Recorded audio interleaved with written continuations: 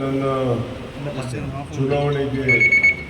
ಚುನಾವಣೆಗೆ ಯಾವ ರೀತಿಯಲ್ಲಿ ಕಾರ್ಯಕ್ರಮ ಹಾಕೋದು ಅಂತ ಚರ್ಚೆ ಮಾಡಿ ಅದಕ್ಕೆ ಇಲ್ಲಿ ಯಾವ ಟೈಮಿಂಗ್ ಎಲ್ಲ ಯಾವ ಜಿಲ್ಲೆ ಕೊಡಬೇಕಲ್ಲ ಅದನ್ನು ಕಾರ್ಯಕ್ರಮ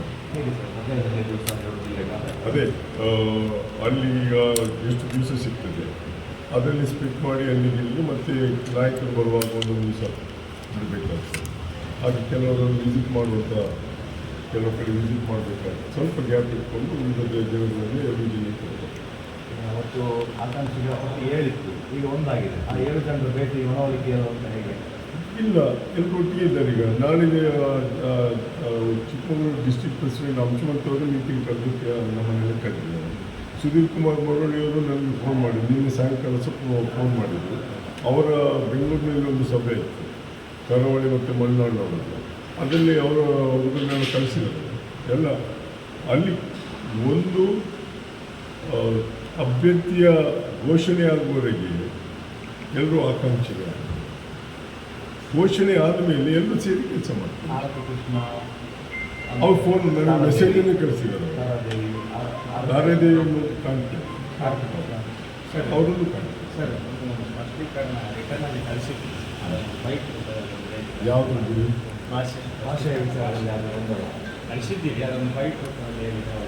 ಅಲ್ಲ, ನಾನು ಹೇಳದ ವಿಷಯಕ್ಕೆ ಪುನಃ ಪ್ರಶ್ನೀಕರಣ ಕೊಡುವಂಥ ಅಗತ್ಯ ಇಲ್ಲ ಅಂತ ನಾನು ಭಾವಿಸ್ತೇನೆ. ಯಾಕಂದರೆ ನನಗೆ ದಾಖಲೆ ಸಮೇತ ನಾನು ಹೇಳಿದ್ದನ್ನು ತೋರಿಸಿ ಅದಕ್ಕೆ ಉತ್ತರವನ್ನು ಹೇಳ್ತೇನೆ. ನಾನು ಹೇಳಿದ್ದೇನೆ ಅಂತ ಹೇಳಿದ್ದೆ, ಅವರು ಬಂದು ಅವರನ್ನು ನನ್ನ ನೋಟಿಗೆ ಕರೆದುಬಿಡಿ. ಆದರೆ ಅವರೇ ನೆಗೆಟಿವ್ ಪಬ್ಲಿಸಿಟಿಯನ್ನು ಕೊಟ್ಕೊಳ್ಳೋದಂತ ನಾನು ಯಾವತ್ತೂ ಇಷ್ಟು ವರ್ಷದ ರಾಜಕೀಯ ಜೀವನದಲ್ಲಿ ಯಾರ ಬಗ್ಗೆ ಕೀಳಾಗಿ ಮಾತಾಡಿದ್ದೆ, ಅವರ ಪಕ್ಷದವರು ಅವರನ್ನು ಕೀಳಾಗಿ ಹೇಗೆ ಮಾತಾಡ್ತಿದ್ದಾರೆ ಬಿಟ್ಟು ನಾನು ಅದರಿಂದ ಲಾಭ ಆಗ್ತದೆ ಅಂತ ನನಗೆ ನೆಗೆಟಿವ್ ಪಬ್ಲಿಸಿಟಿ ಇದೆ.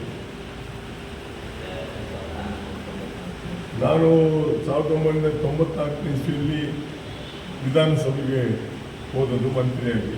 ಅಂದಿನಿಂದ ಇಂದಿನವರೆಗೆ ವಿಧಾನಸಭೆಯಲ್ಲಿ ಸಹ ನಾನು ಆಡಿದ ಶಬ್ದಗಳು ಕಡತದಿಂದ ತೆಗೆದುಹಾಕಿಲ್ಲ. ಯಾಕಂದರೆ ನಾನು ಯಾವತ್ತೂ ಯಾವುದನ್ನು ಟೀಕೆ ಮಾಡಿ ಮಾತಾಡಲಿಲ್ಲ. ಇಷ್ಟೋರಿ ಚುನಾವಣೆಯಲ್ಲಿ ಸಮೇತ ನನ್ನ ಎದುರಾಳಿಯ ಬಗ್ಗೆ ಟೀಕೆಯನ್ನು ಮಾಡಿದ್ದೇ ಇಲ್ಲ, ಯಾವತ್ತೂ ಮಾಡಿಲ್ಲ. ಅದು ಮಾಡೋದು ತಪ್ಪು ಅನ್ನೋದು ನನ್ನ ಅನಿಸಿಕೆ. ಅದನ್ನು ನಾನು ಪ್ರಾರಂಭದಲ್ಲಿ ಒಂದು ಮಾತನ್ನು ಹೇಳಿದ್ದೆ, ಆರೋಗ್ಯಕರ ಚುನಾವಣೆ ಆಗ್ತದೆ ಅಂತ ಹೇಳಿದ್ದೆ ನಾನು. ಅದರಿಂದ ಒಂದು ವೇಳೆ ಅವ್ರ ಹತ್ರ ನಾನು ಹೇಳಿದ ಬಗ್ಗೆ ಏನಾದರೂ ದಾಖಲೆ ಇದ್ದರೆ ಅದನ್ನು ತಗೊಂಡು ಬರ್ತೀವಿ, ಎದುರೆದುರು ಕೂತು ಚರ್ಚೆಯನ್ನು ಮಾಡುವ. ತಾವು ಸಹ ಅದನ್ನು ಟೆಲಿಕಾಸ್ಟ್ ಮಾಡ್ಬೋದು. ಆದರೆ ಏನು ಹೇಳಿದ್ದನ್ನು ಹೇಳಿದ್ದಾರೆ ಅಂತ ಅವರೇ ಹೇಳ್ಕೊಂಡು ಬರುವಾಗ ನಾನು ಹೇಳಲಿಕ್ಕಿಲ್ಲ. ಅದವರು ಹೇಳಿದ್ರು, ಎಲ್ಲಿ ಹೇಳಿದ್ದೀನಿ, ಯಾವ ರೀತಿಯಲ್ಲಿ ಹೇಳಿದ್ದೀನಿ.